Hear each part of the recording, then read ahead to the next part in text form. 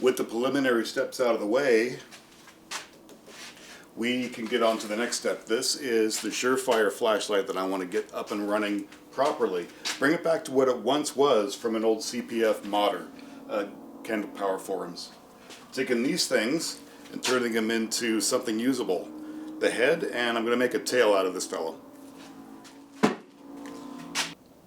I do want to make this a good project because to do the justice of this flashlight was given to me free of charge from a fellow modder, and I want to do right by them with a proper build and make this really, really cool. Make it a little bit more than what it was, but still holding the original designs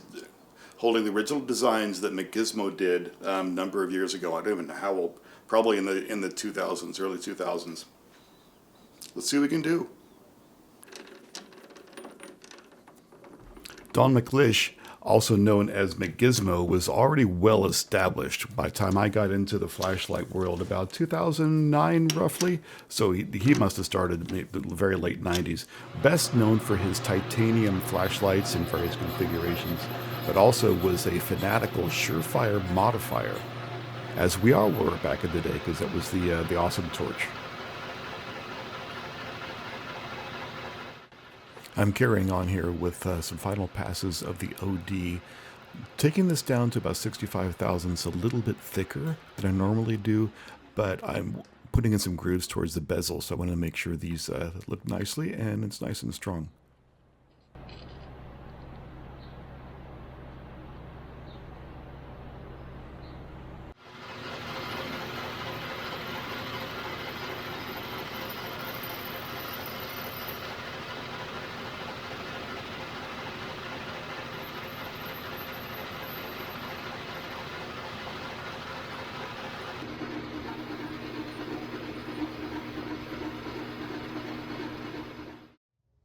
So at this point, I've got the external diameter and length set up. I'm changing over to a tiny, tiny internal bore to do the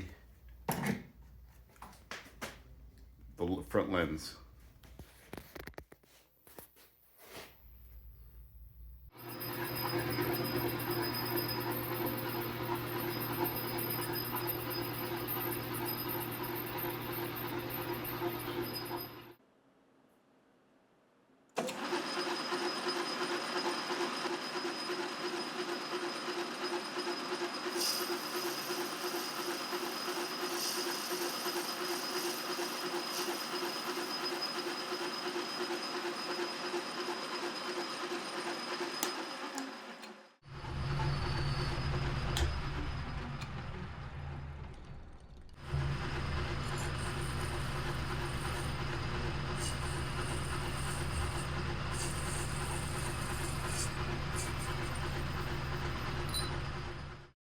So now I have a tube, pretty thin wall. This is the 0.65, 65 thousandths wall thickness at the skinny part. I've got the lens end done. Now I'm going to do the tube end where it goes over the existing flashlight.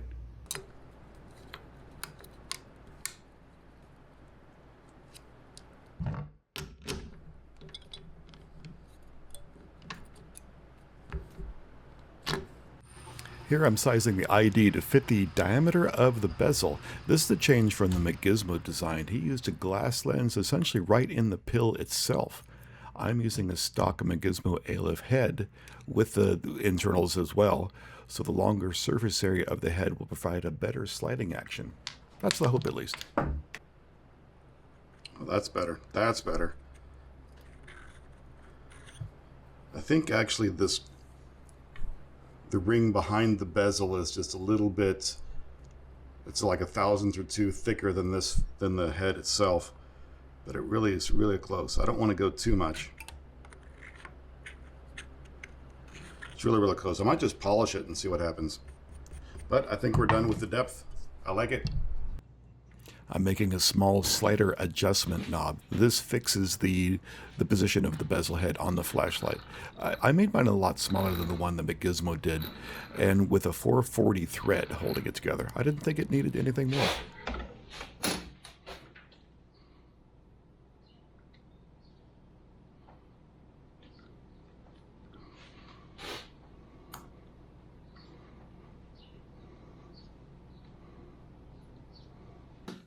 Apparently, Workshop Daniel managed to lose the video, but I took it out of the lathe, stuck it in the mill, and used some 5/16 ball end mill.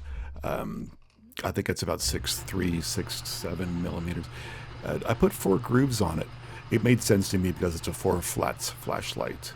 I put some chamfers on, and now parting it off.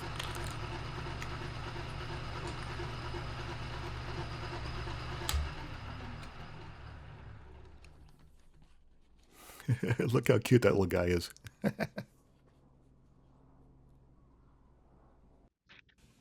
He may be cute, but he's got a job to do. So let's get him trimmed up, polished down, and installed in place.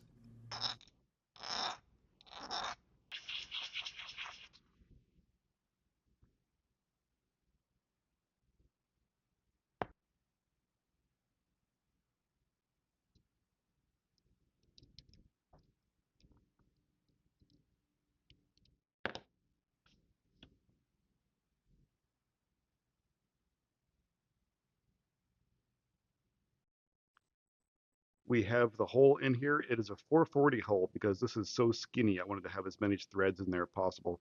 This is the stop to keep it from sliding off the head. And then inside we have the shelf for the spherical and the shelf for the mineral glass at the top. Some of the final steps here, starting on the tailcap shroud. Here's some drawings. Apparently I don't always do fancy AutoCAD drawings.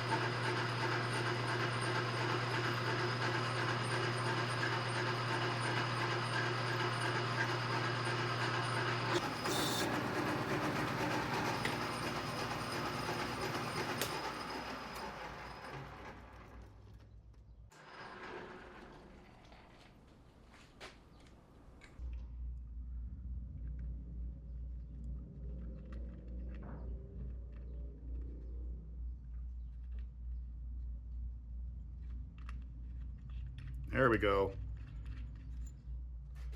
That's what we want. Ha!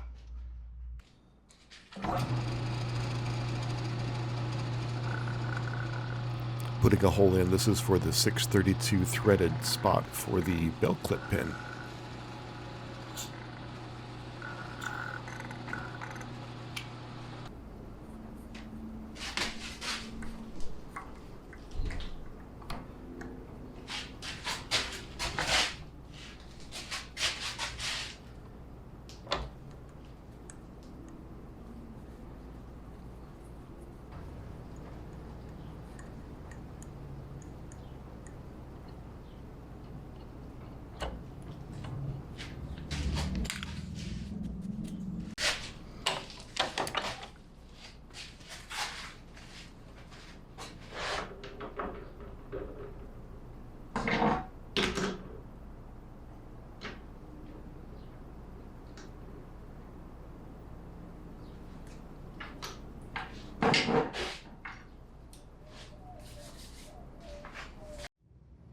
So have a look at this. I realized something. I'm putting the pin in the tail cap, and let me bring it in closer and show what I'm thinking.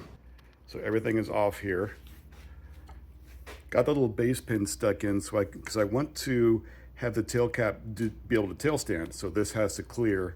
So that's what I was doing. But two things I realized. Number one, This is brass. You may not be able to tell on this video, but the brass is goldy kind of colored, whereas the aluminum bronze is more of a, I don't know, more of a brownish color. So I've got to remake this pin that came with the clip. I'll show you that in a bit. But number two thing I realized that this guy is a flat bottom, and of course this, the tail cap is about 9.85 in diameter. So I'm thinking if I take a 1-inch end mill and take a nib out of the bottom of this pin, it will sit flush on the end. So it'll just drape, it will drape over that radius, that outside radius. That's what I'm thinking. So I'm going to cut this off and then make this pin.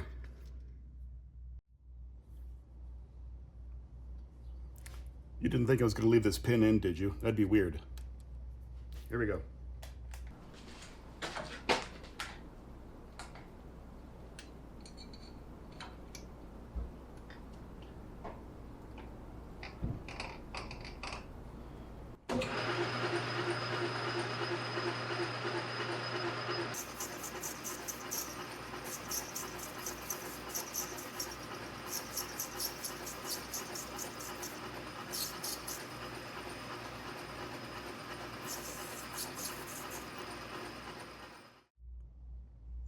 This looks really nice. It fits, except the button is too deep.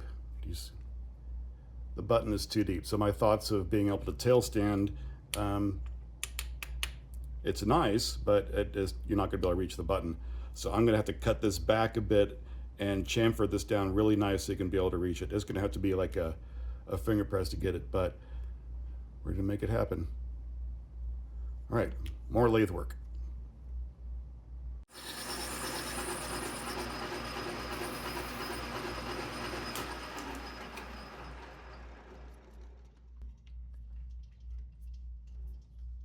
Okay, yeah, that's what I want. Okay, I'm gonna bring this edge over to meet this outer edge. Maybe chamfer that outer edge a bit more. All right, I'm gonna make a couple more passes.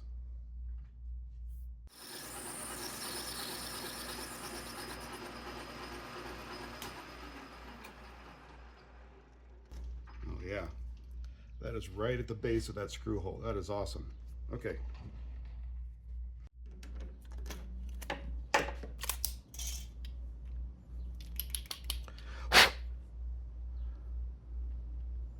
Okay, let's get the tail cap in there, the boot, and see how that looks. That's not too shabby. Do need to break that edge a bit, but it's looking pretty good. It's a good thing that I was going to remake this little nubbin, this little guy, the belt clip holder. I'm not quite sure what to call it. I lost the brass one. It's somewhere in the shop. I don't know where. So it's good that I was going to make one anyways if the colors match. I'm almost done with this fellow. The Overkill Award of 2026 goes to...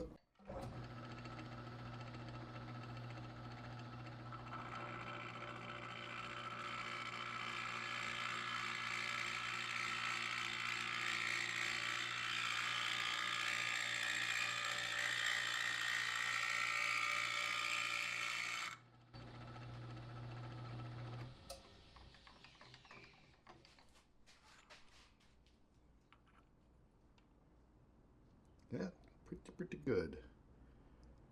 I like it.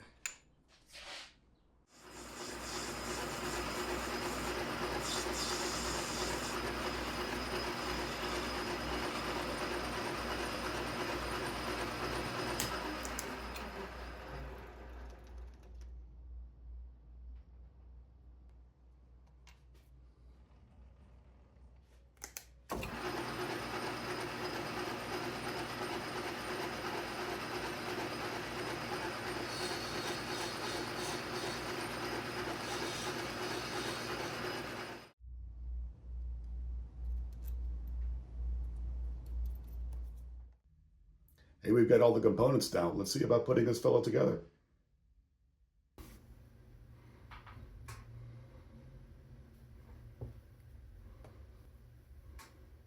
So here I'm using some E600 cement.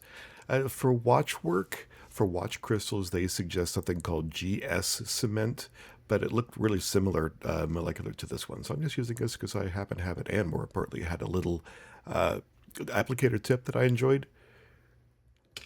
just a little bit in there is what I feel I needed. And I have a strange XLR that would happen to be the perfect height for holding that guy, and then aligning for that little trick. Pretty cool, if I do say so myself. Boop.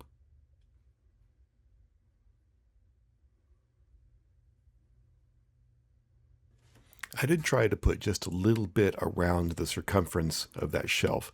I got a little bit of spooge out there trying to clean it up, but it's on the back side. It shouldn't be visible once you're up and running. And now we go for the top of it. So this is where the top glass goes in. I really tried to put in an even layer and even thin, because I ended up taking some more out at the end. You'll see that. But we'll see how it turns out.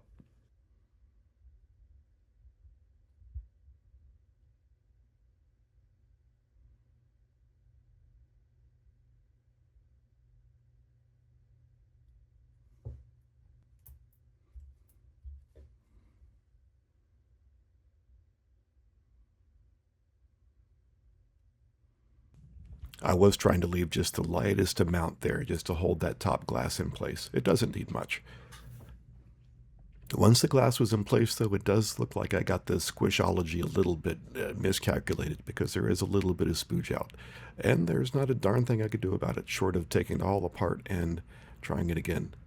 Maybe I'll do that in the future, but I think it turned out decently. You can see the metal is a little bit proud of the glass, so it gives it some protection as well. Here we go. And here we have the final result, the Surefire L1 back in action, originally modified by McGizmo and left in languishing for, gosh, I've had this for almost a decade now. So I'm happy to get this project back to life and throw a little bit of new spin on it. I didn't do anything with the engine itself. It is still the same. I thought that was the cool part of it. So I am super happy to finish this project, have this back in the saddle.